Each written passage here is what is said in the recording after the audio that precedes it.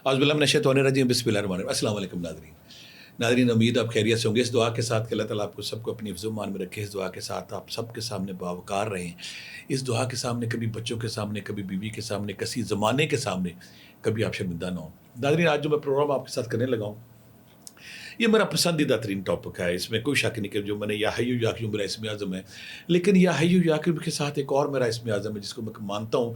میں بڑا عرصہ کنفیوز رہا کہ یا حیّ یا قیوم اسم اعظم ہے یا پھر یا ذل جلال، یا ذل بھی ٹھیک ہے، یا ذل بھی ٹھیک ہے، یا ذل جلال والاکرام ہے، یہ اسم اعظم ہے۔ آپ حیران ہو جائیں کہ جب بھی آپ تاریخ میں سنتے ہیں کہ کبھی کہ ملکہ بلقیس کا تخت ایک اللہ کا نیک بندہ لے کے آیا تھا، اس کا بیک گراؤنڈ یہ کہ سورہ نمل میں آپ نے اس کی 38ویں آیت میں اس کا سارا ذکر ہے کہ حضرت سلیمان علیہ السلام کو اللہ تعالیٰ نے وہ بادشاہ دی تھی، وہ عظیم سلطنت دی تھی کہ ان کے ان کے پرندوں پہ، جانوروں پہ، سمندروں پہ، ہر جگہ کے ساتھ جنات پہ بھی ان کی حکومت تھی۔ اللہ تعالیٰ نے عظیم ایسی سلطنت دی تھی کہ جنات پر بھی حکومت کرتے تھے۔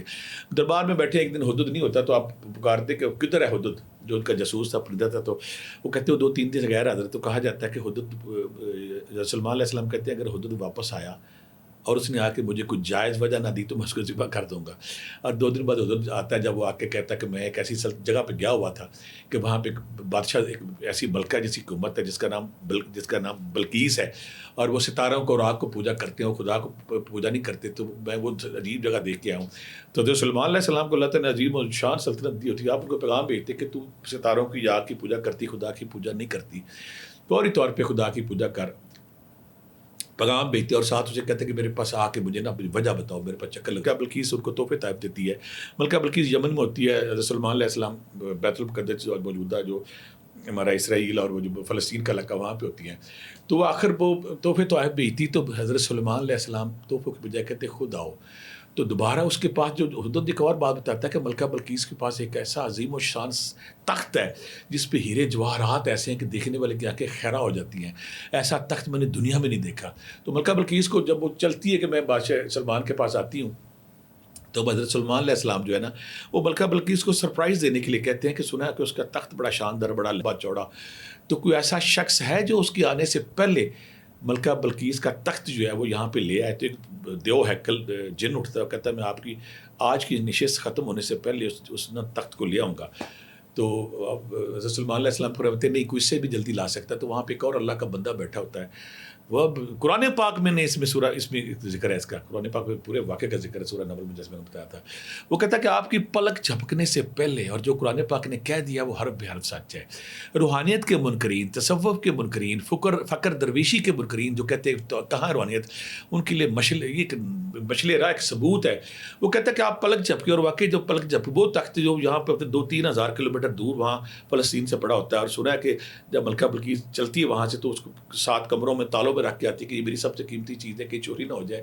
پلک جھپکنے سے پہلے وہ لمبا چوڑا تخت حضرت سلمان کے سامنے ہوتا ہے، اور اللہ تعالیٰ قرآن پاک فرماتے ہیں کہ اس شخص کے ساتھ ایک خواب اللہ ہمارا دیا ہوا علم تھا، یعنی کہ اس پہ خاص نام تو آصف بن ورقیہ کا قرآن پاک میں نہیں ہے۔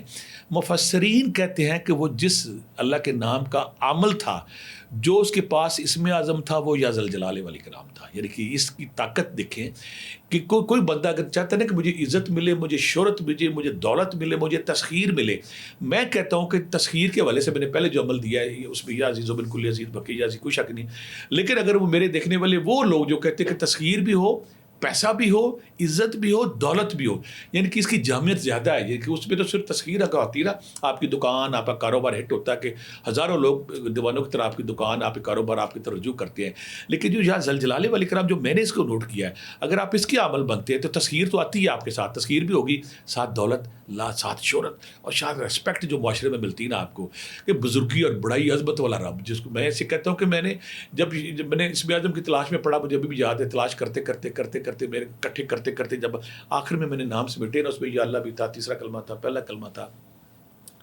2 نام جب میں نے نکالے کہ 2 نام کون، آدھے صوفی اس بات پہ بضد تھے کہ یا حی یا قیوم اسم اعظم ہے، آدھے اس بات پہ بضد تھے کہ نہیں یا ذل جلال والاکرام ہے۔ تو میں نے اس بیس کو سمیٹتے ہوئے میں نے کہا کہ میں کیوں نہ کوشش کروں، میں نے یا حی یا قیوم بھی کیا تھا اور ساتھ یا ذل جلال والاکرام کا کیا تھا۔ میرے وہ ناظرین، میرے وہ دوست، میرے وہ پیارے ساتھی جو یا حی یا قیوم کا کر رہے ہیں، جو چاہتے ہیں کہ ہمیں اسم اعظم کے ثمرات ہیں، ہم سیف زبان ہو جائیں، ہمارے شہرت بھی ملے، دولت بھی ملے، پیسہ ملے، ہمیں تسخیر بھی ملے، کہ جس محفل میں جائیں, جہاں جائیں, لوگ آپ کے دیوانہ وار پروانوں کی طرح آپ کی طرف پھریں.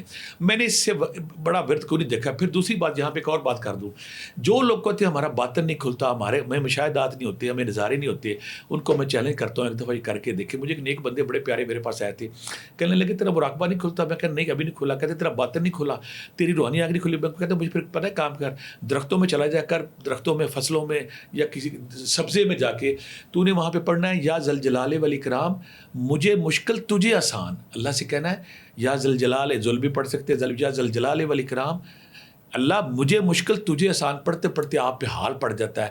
حال پڑھنے کے آپ اسی کیفیت میں بولتے ہیں, اور بولتے بولتے آپ کی کثافت لطافت میں ڈل جاتی ہے. آپ کے وجود کے اندر سے سارا تکبر, نفرت, غرور غائب ہو جاتے ہیں, اور آپ کا جسم پیکر نور بن جاتا ہے. مجھے ابھی بھی یاد ہے, میں پہلی دفعہ جب میں مری میں اوپر پہاڑی کے پاس درختوں کے اندر جھنڈ پہ صنوبر چیڑ کے درختوں بیٹھا, میں نے یا ذل جلال والاکرام مجھے مشکل تجھے آسان اللہ سے یہ بار بار کہا, تو میرے پہ حال پڑ گیا. اور وہ حال پڑنے کے بعد مجھے جو سرور, مستی, وہ جذب میرے پہ کئی در رہا. اگر آپ چاہتے کہ آپ کے جسم میں بھی جذب, شکر, مستی, سرور, خدا کے نور کی بارش ہو, تو آپ یہ ضرور کیجیے گا کہ آپ نے روزانہ اس میں لوگ مجھے کتنی دفعہ 10-15 منٹ درختوں میں, فصلوں میں کہیں جا کے نا آپ بیٹھ جانا, آپ نے 11 دفعہ دروشی پہلے, 11 دفعہ دروشی بعد میں, یا ذل جلال والاکرام مجھے مشکل تجھے آسان. یہ تو آپ نے مراقبہ یا باطن یا مشاہدات کے لیے کرنا ہے. ویسے جو اس کا ورد ہے, جیسے کہ آپ لوگ چاہتے ہیں کہ ہم اس کے عمل بن جائیں, ہمیں دولت بھی ملے, ہمیں شہرت بھی ملے, ہمیں پیسہ بھی ملے, ہماری تسخیر بھی ہو. تسخیر کے حوالے سے اگر کسی کے یا عزیز و بن کلی عزیز بقی یا عزیز بھی تھوڑی کمی رہ گئی ہے, ساتھ اس کو تڑکا لگا کے دیکھیں, دنوں میں آپ کی تسخیر آن ہوگی, اور آپ معاشرے میں شہرت کے 7ویں سمان پہ, کیٹو پہ بیٹھیں گے. ہر بندہ آپ کی دیوانی کرے گا. آپ نے کرنا کیا, بعد نماز عشاء 11 دفعہ دروشی پہلے, 11 دفعہ دروشی بعد میں, آپ نے یا ذل جلال والاکرام 5000 دفعہ پڑھنا ہے.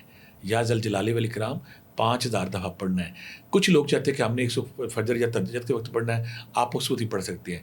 پڑھتے پڑھتے آپ کے وجود کے اندر ایک عجیب سی سرشاری, مستی, سرور کا آپ کو کیفیت ہوگی. بعض کا جب آپ تسبیح ختم کر لیتے تو 2-4 منٹ آپ نے نا لمبا لمبا پڑھنا ہے, یا ذل جلال والاکرام, یا ذل جلال والاکرام, یا ذل جلال والاکرام. تو آپ کے اندر وہ کیفیت, وہ سرور کی نہریں بہنا شروع ہو جائیں گی, اور آپ میں مستی آ جائے گی. جب آپ نے یہ پڑھ لیا ہے, میں نے اس کو بہت سالوں پڑھا کر, میں کہوں گا کہ مجھے عشق تھا اس ورد سے. جب میں بڑا عرصہ کنفیوز رہا کہ یا حی یا قیوم اسم اعظم یا ذل جلال والاکرام ہے. اگر آپ اس کو 1 چلا کرتے, میں مشورہ دوں گا 2 کریں اور 3 چلے کریں. 40 دن کے 120 دن تک اگر آپ اس کو لے جاتے ہیں, یقین کریں اس میں تو صرف تذکیر ملتی ہے. یہاں تذکیر کے ساتھ پیسہ بھی آئے گا, عزت بھی آئے گی, شہرت بھی آئے گی. اور اگر کوئی چاہتا ہے نا کہ میرا معاشرے میں, میں دفتر میں کام کرتا ہوں, کسی شہر میں ہو, کسی محلے میں, اور میں سب سے معتبر ہو جاؤں, اس سے بڑا وظیفہ میں نے نہیں دیکھا. جو بندہ اس کا عمل ہے نا, وہ اس معاشرے کا, اس محفل کا, اس دفتر کا, اس جگہ کا, اس کاروباری جگہ کا سب سے معتبر بندہ. اس کے اندر سے ایسی ویوز نکلتی ہیں, ایسی شعائیں نکلتی ہیں, ایسا نور نکلتا ہے, ایسی روشنی نکلتی ہے. بڑے سے بڑا افسر, بڑے سے بڑا چودھری, بڑا سے بڑا سیاستدان جب اس کو دیکھتا ہے نا, ایک دم اپنے آپ کو زیر ہوتا فیل کرتا ہے, کمزور ہوتا فیل کرتا ہے. اس کا غلبہ, اس کی پاور, اس کی طاقت میں نے دیکھی ہے نا, میں نے غیر معمولی دیکھی. اس پہ میں کئی گھنٹے بول سکتا ہوں, لیکن یہ غیر معمولی ہے.